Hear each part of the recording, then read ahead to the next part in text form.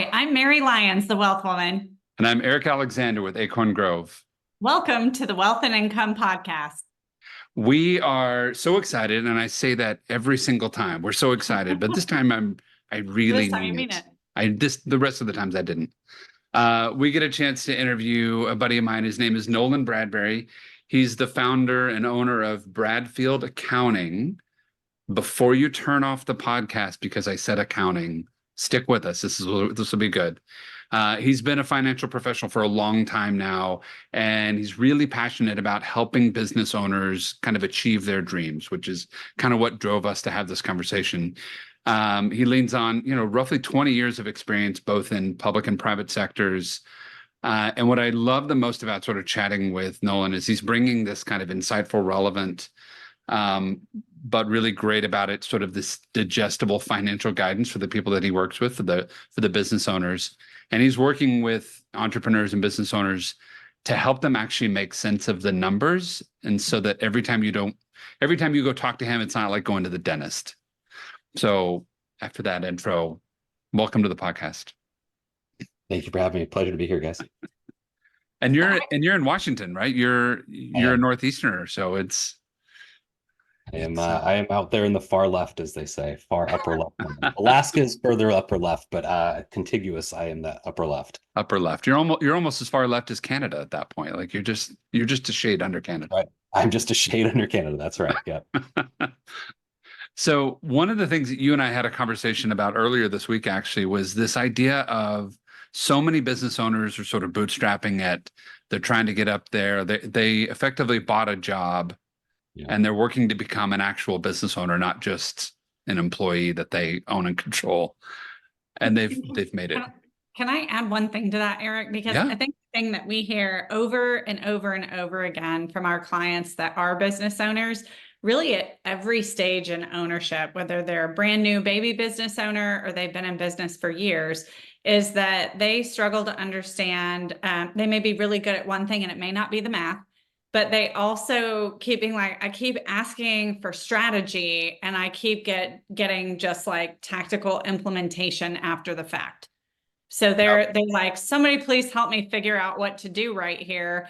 And then instead their CPA is just like, well, I filled out your forms for you and here you go. And they're like, but is there a way to be more strategic? Can we do some different things? Can we get some planning in here? And a lot of people really just don't get that from their CPA. Yeah, I obviously didn't come on here to bash my brethrens, but what you're describing is fairly common in what we hear from people in terms of like interacting with the professionals, and not just CPAs, other professionals as well. Lawyers can be, right. You can say financial advisors too. We're okay. It's true. We suck at it too.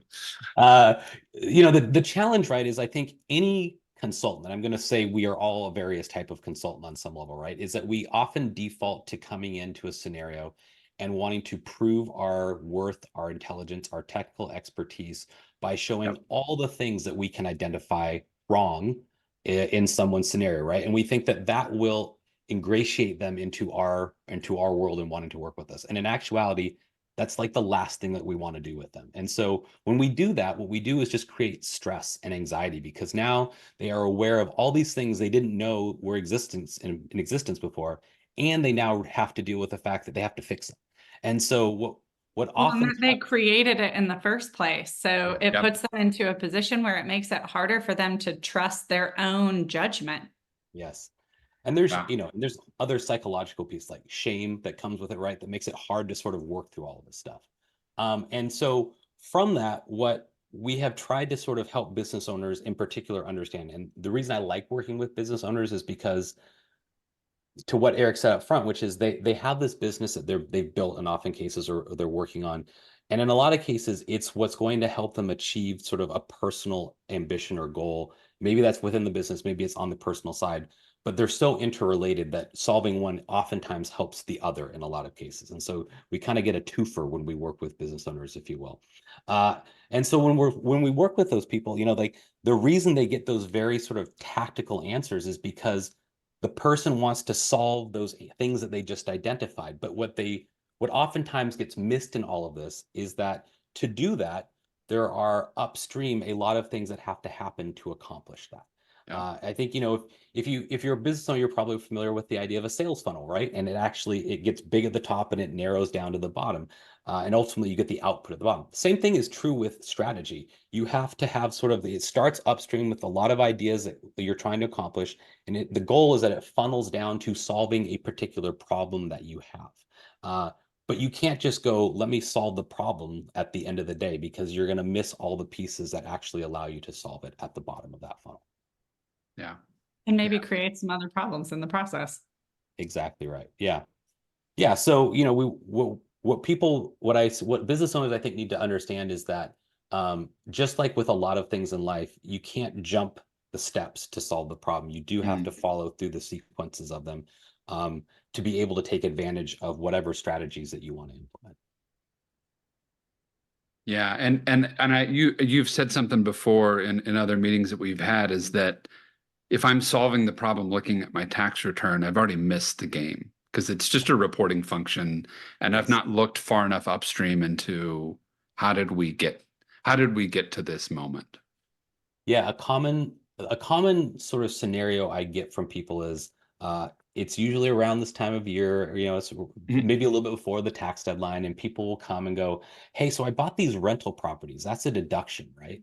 And it's like, it could have been, maybe, like, tell me about the scenario. Like, how did you buy them? Where are they at? Like, what is the structure? And all of those questions that we have to ask were never something that was discussed or thought about when they made that investment. Now, that doesn't mean it's a bad investment, but it also doesn't mean that they're going to get the outcome they want from that investment. And I think that's the disconnect, right? And so they think it's just a number that gets put into your tax return, and that's where the magic happens. Like, there's this cauldron of spices and stuff that gets thrown in there, and some of it's like your rental properties and some of it's your 1099s.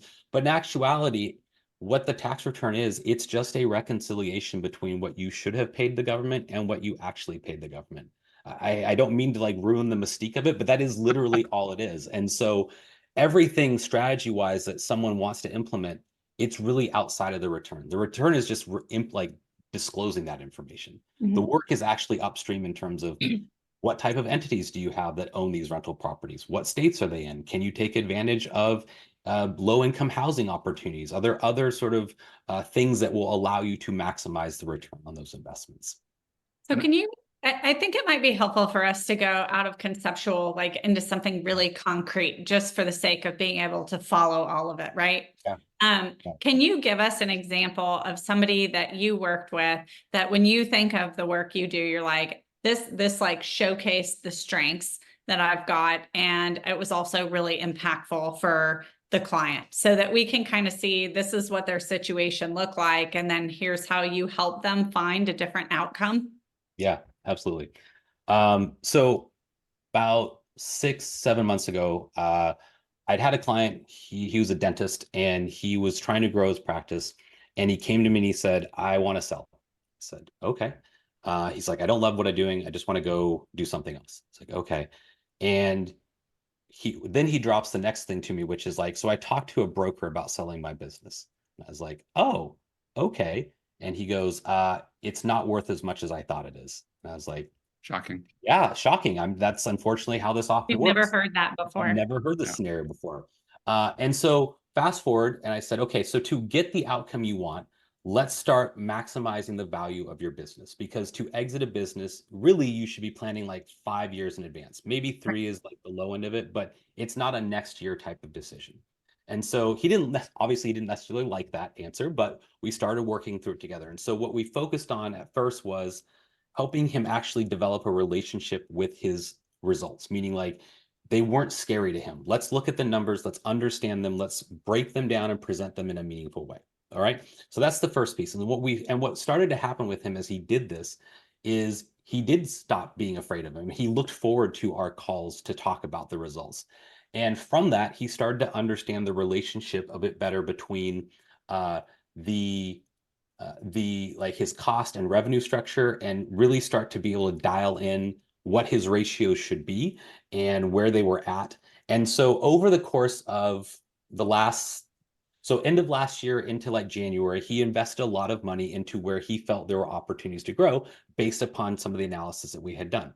So fast forward to just this year, January for March, because we just had our call recently. He had gone from his best month, I think, to that point had been 330,000 a month in revenue, which that's a great month. In January, he did about 340. In March, in February, he did 460, and in March, he did 580. Wow. And now I'm not going to take credit for all of that, right? That's unfair for me to do. But what we saw is by actually creating an ecosystem where he was able to understand the information and then use that data to make good decision making, that then allowed him to grow the business. Now, to get to the question you asked, Mary, like sort of how does this tie in from a strategy standpoint? So we're going over the results, and he says to me, hey, I'm thinking about buying like some rental properties in the next state over so that I can rent them. Like that'll reduce my tax liability to zero, right? And I was like, well, not necessarily. I was like, we need to look at that. And so where we are now moving to him to is we're basically doing an analysis of his entire sort of financial ecosystem. And it's not just from the standpoint of what is his tax situation. That is a component of it, but it's not the entire wheel. And so we're looking at things like, well, what is the best way to own these properties that you want to buy such that you get the right trickle down effect for tax purposes? What is the documentation that has to occur for you to get that outcome that you want? Can we bring in a cost segregation analysis to be able to take advantage of each of these properties from a tax perspective and so forth? And so we're still in the process of that, but that's the path that we're taking him on to be able to take advantage of what he wants. And his goal basically is to not pay anything in taxes. Will we get him there or not? It's hard to say. Zero is a hard number to get to, especially when you're a higher number. But fundamentally, what we saw was this change in behavior by sort of changing the way the numbers are presented to him. And then that allowed him to realize, oh, I need to look at this in a bigger picture. And then once he was willing to acknowledge that, then we could do a more thorough analysis outside of just taxes. That's really going to open up the floodgates for him to take advantage of what he wants to get to. Well, so you said two things over the last couple of minutes that I think are really brilliant. So I want to pull them back up. This cauldron of stuff that you're building. I just had a picture of you being like Emerald Lagasse with like little like salt that you're shoving in at the end. So like from a marketing tip, there you go. But the other thing I think you said that was really brilliant was having a better relationship with your results. Yeah. I think is actually really, really hard to go do because Mary and I have a phrase, and it's still PC, whatever. Like we'd have an easier time talking about your sex life than your money. Like, cause it's so personal. We're all afraid of doing it wrong. Nobody wants to ask the question because we don't look stupid. Yep. And then when we get to our money, it's even worse. So when I think about having a better relationship with our results, it's not being scared to look stupid. Yes. But it's also not being scared to go, I'm supposed to be hard nosed. This is all about business. This is all about the bottom. Like, no, I'm a real human being. Yeah. And if I don't let that person in the room, I'm going to make stupid choices. So one of the things that I will talk with business owners about sometimes, depending on the personality, is early in the gauge is we try to help them understand why they have a less than stellar relationship with money, particularly their business's money. And there's a handful of categories that it comes down to, but it's oftentimes relates to something where either the people giving them the information don't understand them well enough to communicate at their level, or they are sort of ashamed about what they don't know and it's difficult for them to be vulnerable in that moment and sort of like go, well, I have this $5 million annual revenue company. It doesn't look great that I don't really understand all these like financial technical pieces. And what we work with them on is understanding like, well, one, the second of those, that's like everyone, like nobody goes to school to like, there's no degree that you can get that's like, here's how to run a $5 million business. Like the closest thing is an MBA. That's if it was, maybe we'd be killing it. But like, no, unfortunately, that's like not a degree that's out there, right? So everything people learn are largely like through experience and street smarts. And so that's great, but to a certain point, that will take you before you actually have to have like support and data to make the right decisions. Mm-hmm. The first of those two things I talked about, like the relationship, and this is where I think a lot of CPAs fail their clients, not intentionally, just to be clear, but they let them down, is they have a report here are your financial statements. There's a balance sheet, there's an income statement, there's a statement of cash flows. Let me know if you have questions. The person you're giving that to could be, what if they're an artist like that? You may have given them like Latin to read. Like there's literally no way that for them to interpret that, let alone get to a point where they're comfortable to ask you a question about it. And so what we try to help them understand is like part of our process is designing a ecosystem for them to be met at their level of financial acumen. And there is no wrong level to be at. And it doesn't mean that you have to progress from it. It just means that we have to be able to engage at a level where we both understand each other. Otherwise, you might as well not hire me, because nothing I say is ever going to resonate with you and you're never going to be able to use it. Well, I think that's actually really key. And we kind of touched on this in a little bit of conversation before we jumped on, but I have a client who's a very successful business owner, has several partners, runs a firm with a ton of employees, and wasn't real happy with her financial advisor. But also couldn't really explain why, because the financial advisor, even though like they had just sat down to do a review and the advisor was like, well, we did this because you feel conservative and we did this because of this. At the end of that review, she was no closer to understanding why they had made certain decisions or whether those decisions were really the right thing for her. And I think some of that goes back to like, if you don't have a clear idea of what you're trying to build and the ability to articulate that, I think sometimes when someone comes in to help you, what ends up happening is they impose their value system and their paradigm onto your situation. And I think as business owners, a lot of times because they don't know what questions to ask. And I'm thinking about this woman and her personal relationship with money, not the broader company level, but she doesn't even know what questions to ask. And so when you give her the data, it doesn't actually help her. And I think that's what you're saying when you're talking about the financial statements. It's like, great, I have a P&L, but I don't know what any of this means, right? I mean, it could be that you look at it and you're like, that's great.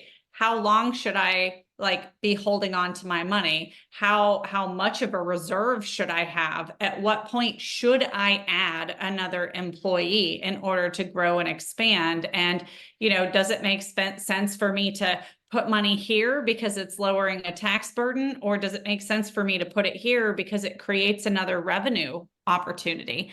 And I actually just sat through a workshop, and it was with an attorney and a couple of advisors, and they were talking about like a business owner case that had been submitted. And I don't know why that does that. I'm getting, if you're watching, my Zoom is set for weird emojis. If I thumbs up, you're getting a bubble. If you're just listening, you have no idea why I'm even talking about that right now.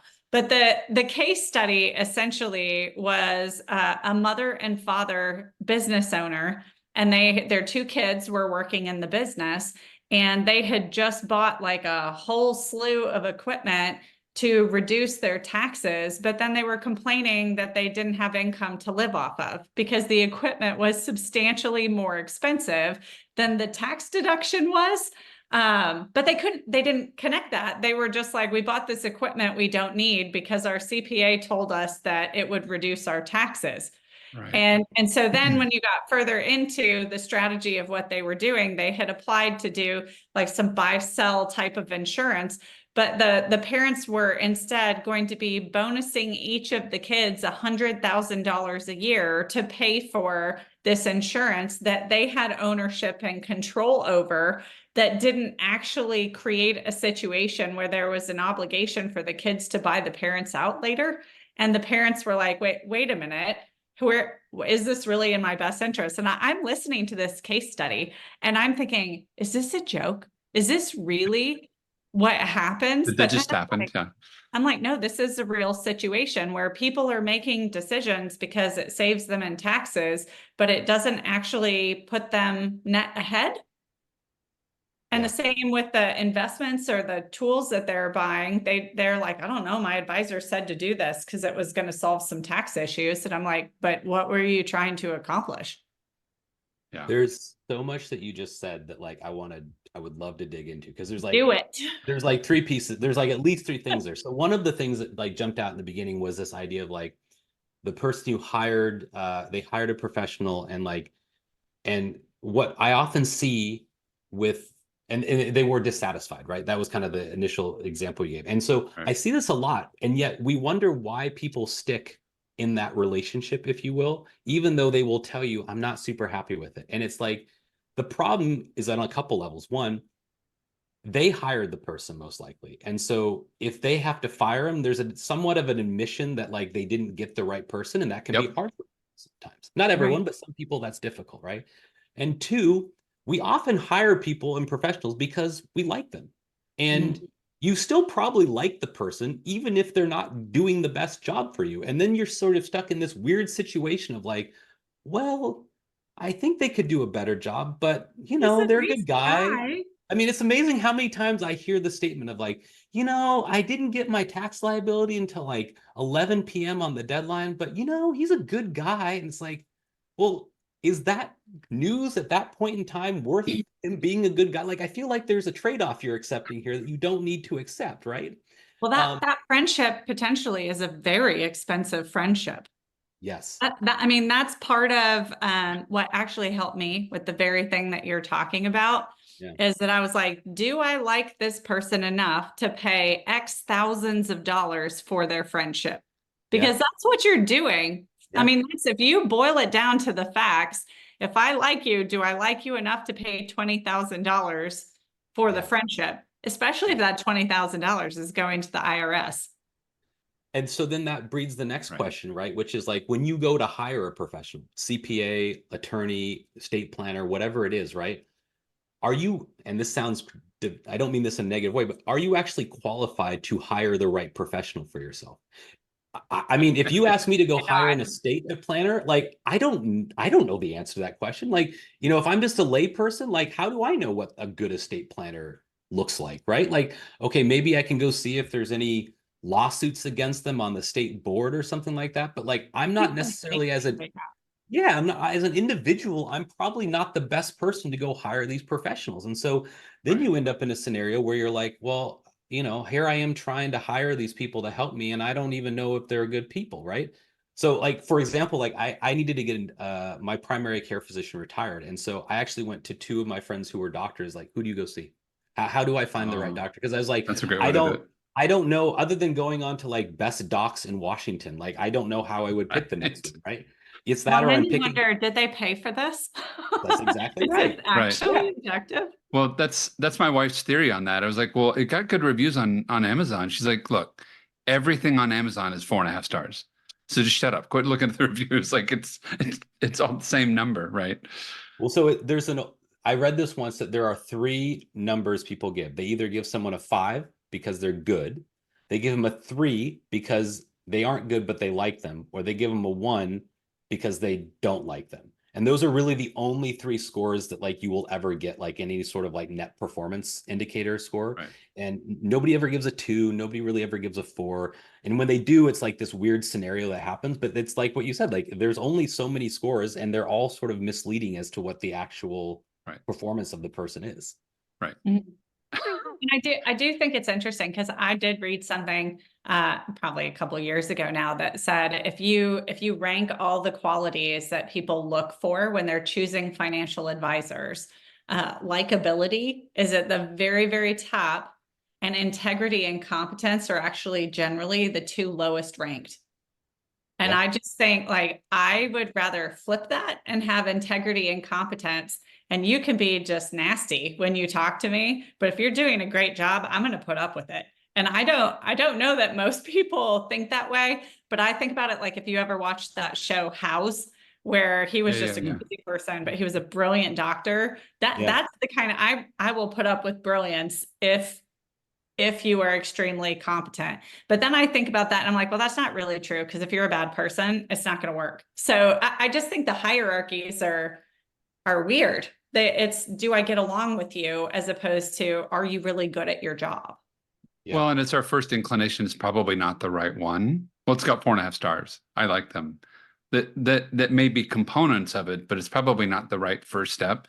I remember, and I don't recommend this book. I actually do recommend this book. I don't recommend reading it more than once. There was a great book called Being Mortal by an oncologist, a guy named Atul Gawande. And he says when people are talking about cancer diagnosis, the doctor is like, hey, we got to go do chemo, we got to go do radiation, we got to go X, Y. And the doctor's thinking through the lens of this will prolong their life. And so we do it. We're that man, that baby, that's what we're going to do. Let's go. And he says, the problem is there's nobody on the other end that goes, whoa, whoa, whoa, whoa, whoa, time out. When you say prolong, what does that mean? Is it 5 more minutes? Is it 5 years? Is it 50 years? And what's the pain and the suffering in the middle of that 5 more minutes of work? And am I willing to go do that? And I think when you come to a financial thing, because we're all scared, it's like death and dying, right? We're all scared. So whatever you tell me to do, I'll go do it, because it's all an emotional decision, right? And I think the money part comes in is I'm supposed to work hard. I'm a business owner. Everyone else looks up to me as somebody they should emulate because I own a business and I'd made $5 million last year, whatever the story is. There's no way in hell I want to go raise my hand and go, I don't know what I'm doing. I'm a really good glass blower and I make a lot of money being a glass blower, but I don't know the first thing about a P&L. Yeah. And so there's nobody interrupting that financial, emotional conversation to get to the meat of what's really going on. I actually think there's a fair amount of almost emotional conditioning that's a part of that too, because if you're struggling in your business, you can't tell your employees. I mean, that's not, you're not going to tell your employees you don't know what you're doing, because then they're all going to freak out and possibly leave you, and then everything implodes, right? If we're going to fear. You're probably not going to tell your spouse because you don't want your spouse to think you're an idiot. And, if you say, hey, it's struggling, I'm worried, that creates a whole different conversation at home as well. You're probably not going to tell your kids. And so you start looking at this. Maybe if you're lucky, you have some friends that understand what you're going through, but most people don't own the business. They work for a business.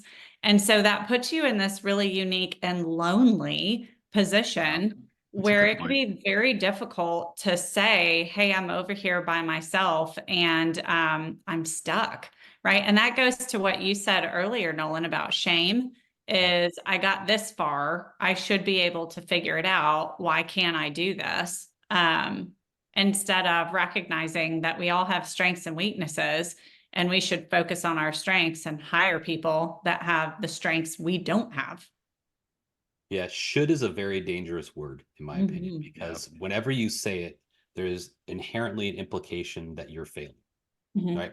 I should have done that. I should be able to do this. Really? Why?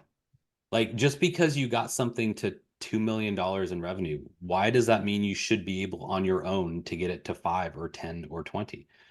There's no past performance is not necessarily an indicator of future performance, right? And so it is, and you're 100% right. Business owners are inherently lonely because, like you said, their friends are not often business owners. Their spouse doesn't understand them. They can't talk to their employees. And so if you're a sole entrepreneur or a single member owner of a company, you're talking to yourself, and that gets dark real quick. And so I can tell you in my head, Nolan. I can tell you from experience, a lot of the advisory calls that we do with our clients are not actually always about numbers. A lot of them deter off into more like just kind of having to decompress about being a leader of a business and sort of like needing to be a sounding board for them to just say stuff that is stuck in their head and they need to get out so they can process it and move through it to a large degree, because money is this really weird thing. It is such a weird relationship that we have with it. It is, like you said, I mean, it's like one of the most important things in most people's lives. Like, if you said like what, like it causes most divorces, it causes it's the root of most stress. It's like the impetus of all these things in our lives. And yet we don't want to talk about it on any level. And we all believe that we're supposed to be experts in it. It's like none of this makes sense on any level, quite honestly. And so, that's where, you can use other scenarios, right? Like if say I wanted to lose 20 pounds, is it real? Like, I'm probably not going to feel shame about going and hiring a trainer to help me do that. because that's what they're an expert at. Why would I know how to do this properly? Like, Right. and yet somehow it's not applicable to say, oh, well, I need to go hire this person to help me with my finances. Like, why is that different? Like, there shouldn't be any taboo nature around one versus the other. So I think there's also this weird conflation that happens in that if we're really good at earning it, right? Like, let's say I'm really good at making money, making the jump to now that I've made it, I know what to do with it. Yeah. It's a totally different thing, but because we deal with it and we put our hands on it and we see it come in and we see it go out, I think we believe that we're supposed to just know. But it isn't, this is something that a lot of times parents don't talk about with their kids, either because they think their kids are not going to be interested, or because they want it to be private and they don't want it shared in the neighborhood, or they just think it's not appropriate to talk about it with kids. And so what happens is then or they don't feel like they know what they're doing. And they're like, they don't want kids to know that either. Yeah. But what that does is it just creates this vacuum where then you're figuring it out, because if you're growing up, you're looking and saying, well, that worked and that didn't, but you don't have all the data set. And so then you're just trying to figure it out. It's like each generation is having to start from scratch to figure out what to do.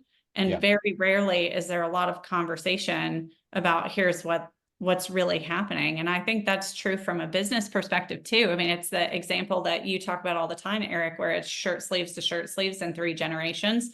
One generation builds it, the other kind of maintains it, and then the other destroys it, because they don't have attachment to how hard it was or to either build or maintain it. And so I think there's a lot of truth in what you're saying in terms of the shame aspect, but I do think there's some element of, if I'm this good at making money, how can I not know what to do with it, or how to read a P&L or any of those types of things? Right. Yeah, I think it's a great point. You know, the other thing too is I think what's also critical in it, and I think we kind of touched on it earlier, someone mentioned it, which is, do you actually understand what you're trying to accomplish? Like, do you know what your want is, right? There's a lot of times I will meet with clients in the early stages where we're sort of getting to know each other and onboarding them. And I always ask the same question, which is like, at the end of working with me, what is the thing you want to like have happen? Like, how do I know, like at some point, hopefully like you don't need me anymore, but like whatever the case may be, like, how do we know that you've been successful? Like, when will happiness set in for you to some extent, right? And the answer usually starts with something like, I need to generate $1 million of additional revenue, or I need to make, it's always a number amount that they're making, right? And if we pick at that enough, what we usually realize is it's not a number amount. It is something like, and this one always sticks in my head, and I don't know why, but I had this conversation. The guy was like, I need to get from like 650,000 to $1 million in top line revenue. Now I can get into my pet peeve with the focus on top line versus bottom line growth, but nevertheless, we ultimately ended was the thing about what he wanted was to be able to go and go to his son's baseball games, which are twice a week, and be able to be there without feeling like the business was going to collapse. Now, I'm going to add something to that real quick though, Nolan. Changing your revenue amount does not change that feeling that you just said. Not at all. Amen. And that's what we solved for him was, look, that is not going to get you this most likely. In fact, going from 650 to $1 million is probably going to make that harder, because you're only going to be creating more work. So what we actually need to do is design a system or a company where you are able to do this, still make the money you need, but be able to do this without the stress of that. And so you can actually feel as though you can do that stuff. And where we ultimately settled was he didn't need to generate that much more revenue. And where we were able to, what we actually focused more on was simplifying the operations in some of his back-end stuff to be able to make him more confident that stuff was being done. He could hand it off to other people. It was being overseen without the stress of it. But that's the thing, right? Is like, without really understanding what he was trying to solve for, he was going to keep repeating mistakes and probably make things worse and worse for him, because he was just going to keep sort of chasing his tail on what was there. And I don't blame him. That's not his fault or anything. It's just a function of like the relationship that we have with it. Well, and I think there's a couple of things that you just said there. And one of them is not taking the first answer as the actual answer. Yep. Having done what you do for long enough, and having enough experience with humans to understand that people say stuff that they think is going to solve their problem, but it goes to, you just said you wanted a solution, but we haven't seen what's going into the funnel to actually create the problem. So if we solve for what you just said, it doesn't actually solve your problem. And you started with that. And I think this is this is a perfect example for that. Yeah. But the second thing is, and I think this is kind of the shocking point where I'm like, hey, wait a minute, I'm going to pick at this a little bit more, is that you didn't give a tax strategy answer for how you do that. You said you looked at streamlining operations. So I look at that and I'm like, that doesn't sound like a CPA answer. So can we talk a little bit more about that piece? Yeah, the record just skipped in Mary's brain. I don't know if you heard it. Yeah. So this is, I guess this I would say is like somewhat of, and I don't want this to sound non-humble. This is like where I feel my superpower is that I'm able to do it. We like this. So I feel like one of the things I'm really good at is translating things for people. So I work really well in terms of talking with business owners and plain Englishing it enough that they understand what has to happen. And part of that is also my understanding of things outside of just being a CPA. And so what being a CPA allows me to do is like understand the relationship between a lot of these different discrete data points. But the magic in sort of being able to solve a lot of these things is understanding those connections and what mechanisms and levers we can actually pull. So if I'm being truthful to everyone out there, when you own a business, there's really only two ways you make more money. You either make more or you spend less. I hate to dispel anything else. Those are really the two ways. And when it comes to making money, you can either charge more or do more work. Those are really the two mechanisms there. So if we step back, there's three holistic ways that you can make more money, right? When it comes to simply looking at the numbers. But when we broaden our perspective a lot, there are a whole host of other things. What I always tell clients is right now you're standing with your nose against a door and you're trying to decide whether to open it or stand there on the other side of it.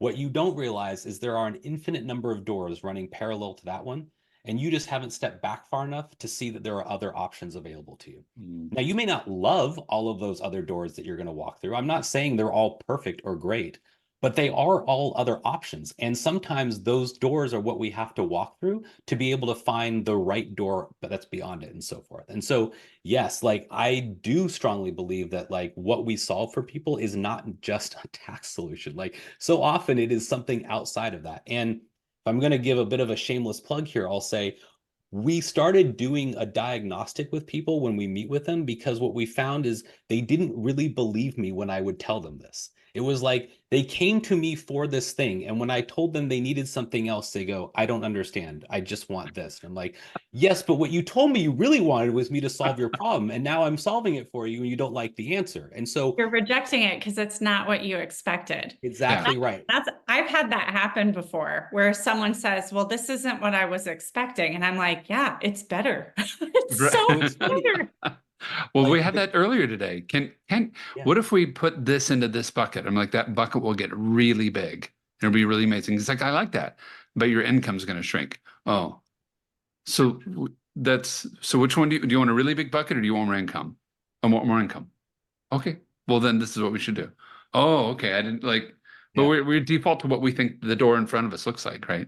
It's exactly right. And the difference between our expectations and what we're told is our happiness.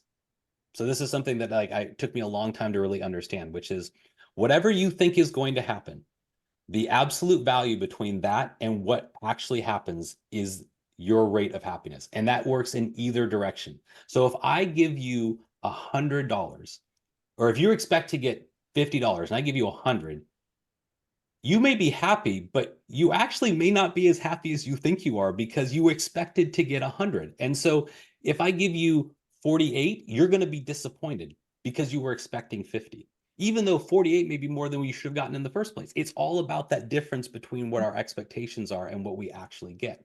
And so this is going back to that thing where we started doing diagnostic reports with people because we sort of needed to be able to give them an unbiased sort of third-party feeling analysis that wasn't based in our own opinion, that when we went through it with them, there was distance in it, and it didn't seem like we were trying to sell them something. It was like, look, let's just take a look at the facts that you have given us, and let's see what that tells us your opportunities really are. And then based upon that, you can tell me which of these you like.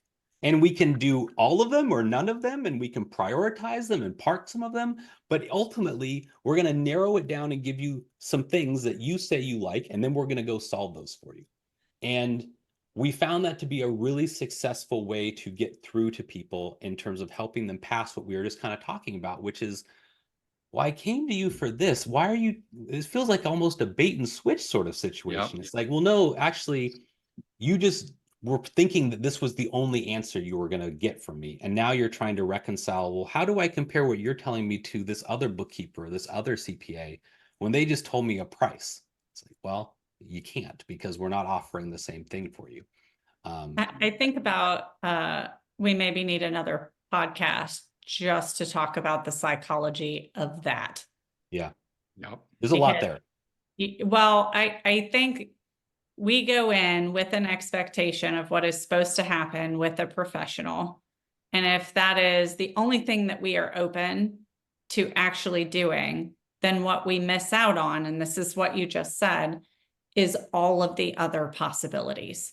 Yep. Whereas if we go in and we know there's an outcome we're looking for, but we're open to how we get there the most efficiently, then that's where the strategy actually comes in. And I'm having an aha moment where I think that a lot of times business owners go to CPAs and they're just like, pay less, and they have an expectation of how it gets there, and it's why they don't get there. Yeah. Whereas if they show up and they say, I'm open to the ways this could be approached, they could have a totally different path that's way more efficient with a better outcome than maybe even the one they were expecting, because of that openness. And I think that's kind of what you're saying. Like, if you come in and you just want X, it's like, I could be an order taker if you want me to be an order taker, but you're not getting the real value of me if that's how you're coming in. Yeah. Well, and I think that goes to that idea that we know that we are multidimensional human beings. I'm a dad and a husband and a business owner and a financial planner, all those other things, right? But we go to the other person and we assume that they are two-dimensional. They are a human that does taxes, or they are a human that does math on money or whatever, right? So the thing I didn't tell anyone, Eric, I don't know if I've told you this. So I went to college actually to become a psychologist. So a lot of my early education in college was, so then when I tell people that, they go, oh, that makes a lot more sense the way you talk about stuff. So I am fascinated, truly fascinated by people's behavior. And like what prompts them to do or not do something. And it is particularly fascinating to me from a money perspective. What prompts people to do things or not do things? And a lot of it is risk driven. A lot of it is how they were raised and how their parents' relationship was to money, how they were brought up. There's a whole host of factors that go into like why we are the way we are when it comes to money and so forth. And so it is, I mean, I could talk for hours about that. I love that topic because it is so. You're going to come back and we're going to talk about that. That's what's going to happen. Yes. Yeah. So I would love that, because that is something that I'm very passionate about, because to me, if you are able to understand that about yourself, you're able to unlock so much extra potential in your financial world, because you remove a lot of, you create a lot of humility in your life, that you're able to now see things and be open to them and understand, like, there are no sacred cows. Like, if you want something, you just have to be open to however you get to that point. Love that. So Nolan, I know we're coming up on time. You had mentioned, well, this is why we're going to have you back, because we could be here for like 3 hours and then easily. Our families are like, where are you? I'm like, well, don't worry about it. I'll be come back looking like Tom Hanks at the end of Castaway. We need food. As long as it's y'all looking like Tom Hanks and not me, that's fine. That's whatever, Wilson. All right, so we're gonna definitely have you back on that side of it. But I know that one of the things you mentioned earlier was this idea of a diagnostic tool. Yes. And that ability to kind of go have that conversation and what do you really want life to look like, and what are all the moving parts? Yeah. You mentioned that a couple times. So tell me more about that, because I know that's kind of your entrance point for a lot of people and having those Yeah. conversations. So we focus on working with small business owners who are growth driven and purpose driven from a professional and personal standpoint. And so because that's who we focus on working with, what we found is that the best way to help them is what I described, which is to narrow down and give them less choices for them to sort of be able to focus in on, right? So if this is like going to the Cheesecake Factory and trying to order off their menu versus like going to a really nice restaurant where there's like 5 things. It's like, let's go to the nice place that has 5 things and you could pick the best thing on the menu that you really want, not try to decide between the 15 hamburger options that are available to you. So Right. we take their entire situation, and usually it takes about an hour to go through like and input some of the information. We do some of it in advance if we can. And from that, we're able to identify opportunities for them. And so then what we do is we go through those opportunities and we prioritize them, or we park them, or maybe they're not interested at all in them and we get rid of them entirely. And we use those as data points to hopefully narrow down initially maybe 3, no more than 4 to 5 areas that we're going to focus on with them. And then, and this is, I think, where it's different is we don't then just give you homework and go, okay, great, go find these people and good luck with that and let us know how it goes. We will actually either work with your person if you have someone already in that area, meaning like say you have a CPA and you're like, here's some opportunities. Let's go work with them to have them implement this and support you in getting that done.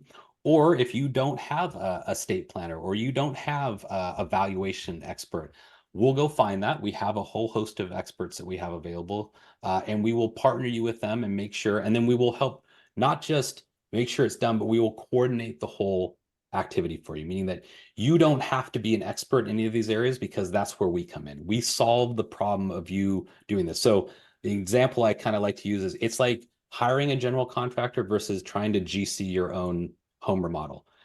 You only make that mistake once, right? Nobody wants to be a general contractor if they've done their own job. And so we take that over for you so that you don't have to worry about that. We ensure you get the right individuals in place, the right actions are being taken. And that becomes a bit of a living document. We go back and revisit as we tackle things, we solve other problems, we bring back the ones you parked. And so that's our entry point to be able to really drive the strategies like you talked about, Mary, at the top of this conversation for our clients so that they know that they're focusing in on the right things so that when it comes to tax time, right, to tie this all back together, the strategies have been implemented, the documentation is there, and that all that has to happen is a CPA gets to put the numbers in the form and your tax liability is hopefully much lower, or your income is much higher and you don't care that you're paying more in taxes because you're making so much more money that it's all moved. So either of Well, those what are you're both saying scenarios. is that all of the professionals are working in the same direction because they're Right. communicating, and you're not Yes. in a position where the professionals working for you are behaving in adversarial ways because they each are protecting their turf. And I love that because I think collaboration is really, that's where creativity happens. And what I have found is that the professionals we work with actually love it as well because they don't have to do more than their area of expertise, right? They don't have to do as much wrangling of the client, if you will, sometimes. They don't have to do as much outreach. They don't have to ask the client for their tax return because I can get it from me because I've gotten it from their CPA. It's all this one central point, the hub of their financial wheel, if you will, is all available at that one point. And the clients love it because they end up spending maybe 20 to 25 hours a year on all of their finances and everything is taken care of them, which is like 2 hours a month. I think most people are comfortable with allocating 2 hours a month of their life to know that their financial legacy is going to be in place for them, right? That to me is a pretty good time trade-off. Sure. I love it. So that's what we do. And I guess if it's okay if I share it with everyone, Eric. Yeah. Yeah, How can they please. get That's a what I hold wanted of to you? ask. Yeah. So because of friends of the pod, listeners out there, what we're going to do for 5 listeners, if you want, you go out to our website, bradfieldco.com. There's a contact form in there. You want to fill it out. And in the subject, just put Mary and Eric, and then share some information about yourself. And we're going to do 5 of these for free. So normally they're about $1,000 to do on their own, which I think is still a really good deal considering what you get out of it. But we're going to give away 5 of them for free just because you're listening to great people in Mary and Eric. So again, subject, Mary and Eric, and then tell us about yourself. We'll reach out, we'll get you set up, and we'll take you through the process to hopefully identify some opportunities for you. And that's What a great offer. You guys, you better take advantage of that. That's Yeah. a good deal. Because I know his email address. I may get in front of you all if you don't. So Yeah, you guys have a cheat on this, right? You get to hear it before it's released. So that's right. there's only So now three. there's only 3 open Three now. left. Just so you know. Thanks for Nolan. Thanks for being here and kind of sharing it. We really want to have you back. Mary, where can they find you? You can find me at The Wealth Woman wherever you social media. And then Nolan, is that the best way to get a hold of you? Is that bradford.co or Brad? Say it again. Bradfield, so bradfieldco.com. You can also find me on LinkedIn, Nolan Bradbury. I'm the guy who says I make accounting not suck for people. So if you see that as the header, you found the right person. That's the right person. And then you can find me at Economics with Eric, wherever your social media. It's like I never know where the hell I am. So, thank you guys for joining us. We'll see you next time. Thanks.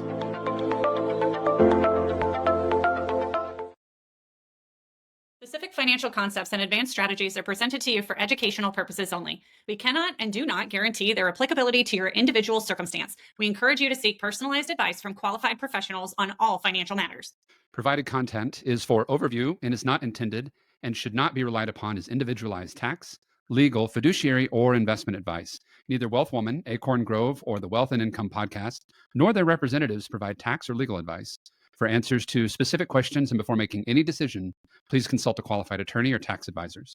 All numeric examples and any individual shown are hypothetical and were used for explanatory purposes only. Actual results may vary. Investing involves risk, which includes potential loss of principal. Past performance is not a guarantee of future results.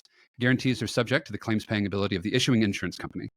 Life insurance should be purchased by individuals that have a need to provide a death benefit to protect others with insurable interest in their lives against financial loss. Life insurance is not a retirement plan, investment, or savings account.